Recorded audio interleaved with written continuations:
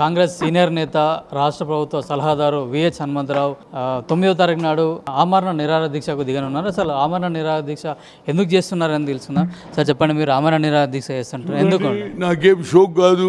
ఎవడే కానీ ఆమరణ నిరాహార దీక్షని హెల్త్ ఖరాబ్ చేసుకొని చావాలని చూడడు. కానీ అన్యాయం జరుగుతున్నప్పుడు శ్రీకాంతాచార్య అటువంటి వాళ్ళు కూడా తెలంగాణ రావాలి, సెల్ఫ్ రెస్పెక్ట్ బతకాలి, మా మీద ఆధిపత్యం ప్రాణాలు అర్పించిందా లేదా?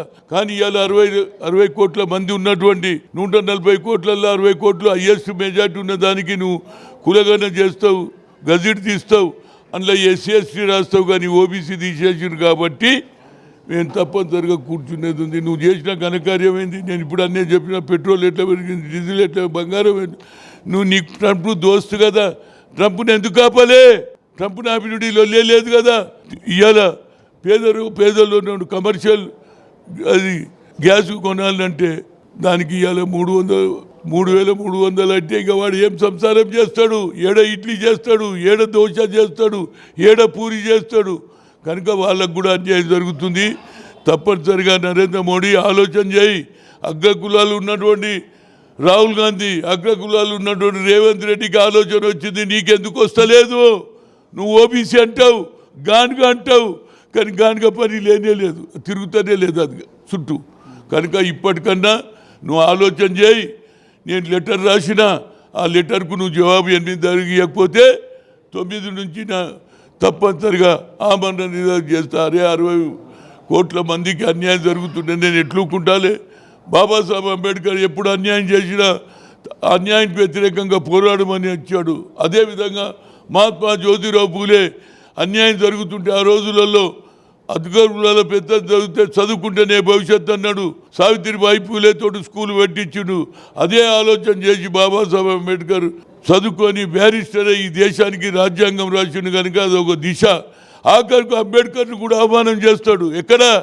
ఫ్లోర్ ఆఫ్ ది హౌస్లో, రాజ్యసభలో 6 సార్లు పేరెత్తి ఆయన దేవుడు అన్న పూజ చేస్తే, సరే మాకు దేవుడురా, ఆయన దేవుడు, నువ్వు ఏం మాట్లాడుతున్నావు? దేవుడు ఆయనని కూడా అవమానం చేస్తారు.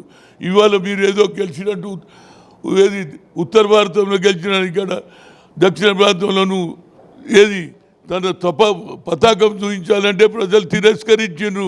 ఎన్ని కోట్ల రూపాయలు ఖర్చు పెట్టినావు? అక్కడ బేటీ బచావ్ బేటీ పడావ్ అంటే నువ్వు 3 సార్లు నువ్వు ఉండొచ్చు. ఆ అమ్మాయి మీద ఏం కోపం రా బాబు? ఆడ సర్ పెట్టించేసి ఉన్న ముస్లింలను అందరిని పంపించేసినావు.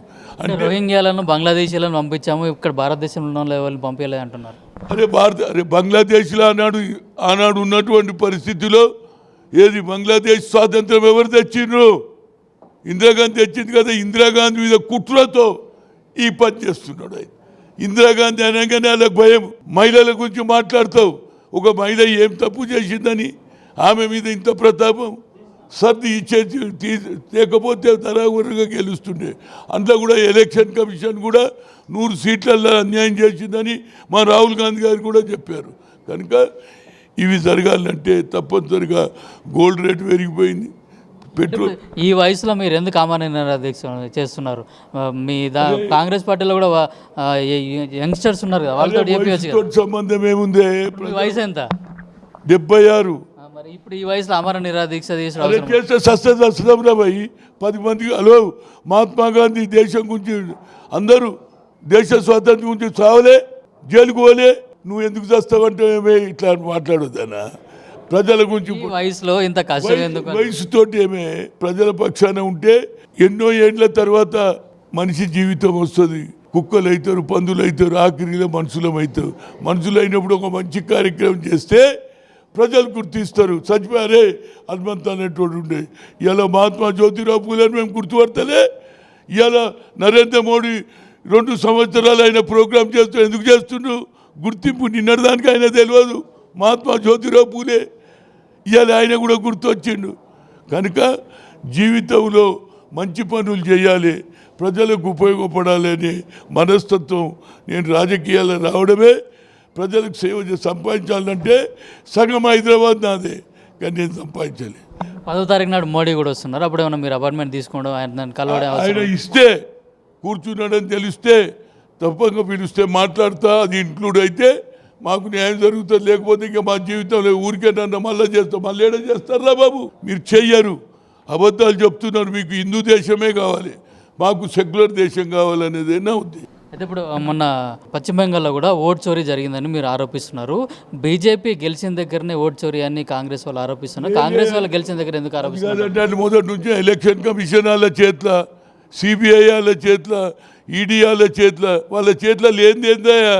నరేంద్ర మోడీ దగ్గర ఉన్నటువంటి అమిత్ షాకి అన్నీ తెలుసు. ఈడ కూడా ఎందుకు పెట్టలే? అరే ఓబీసీ ఆగాయతో రాహుల్ గాంధీ ఇస్ దేశ్ కా ప్రధానమంత్రి బంతా అనే దాని మీద ఓబీసీలను తీసి పడేసిండు. కనుక అది అగ్రకులాలు ఉన్నటువంటి వ్యక్తి మాట్లాడుతున్నాడు. నువ్వు ఓబీసీ అంటావు కదా, గానుగా ఏడ తిరుగుతూనే లేదు, గానుగా దగ్గరనే కూర్చున్నది. కనుక ఇప్పటికన్నా మా ఎంపీలు ఎవరైతే ఉన్నారో తప్పనిసరిగా మాట్లాడండి. ఇది న్యాయం చేస్తే తప్పనిసరిగా ప్రజలు సంతోషిస్తారు. ఎక్కువ సంఖ్యలో మేమే ఉన్నాంరా బాబు, 60% ఉన్నాం. ఎస్సీ పెట్టినప్పుడు ఒక ఓబీసీ కాలం పెడితే అయిపోతుంది కదా అనేది నా ఉద్దేశం. కులగణాలలో ఓబీసీ ఆప్షన్ పెడితేనే నేను ఆమరణ నిరాహార దీక్షను విరమిస్తాను, లేకుంటే ఖచ్చితంగా ఆమరణ నిరాహార దీక్ష చేయడానికి సిద్ధంగా ఉన్నా అని చెప్పేసి కూడా ప్రభుత్వ సలహాదారులు విహెచ్ చెప్తున్నారు. కెమెరామెన్ కిరణ్తో కిరణ్ కుమార్, పల్లవి టీవీ, గాంధీ భవన్, హైదరాబాద్.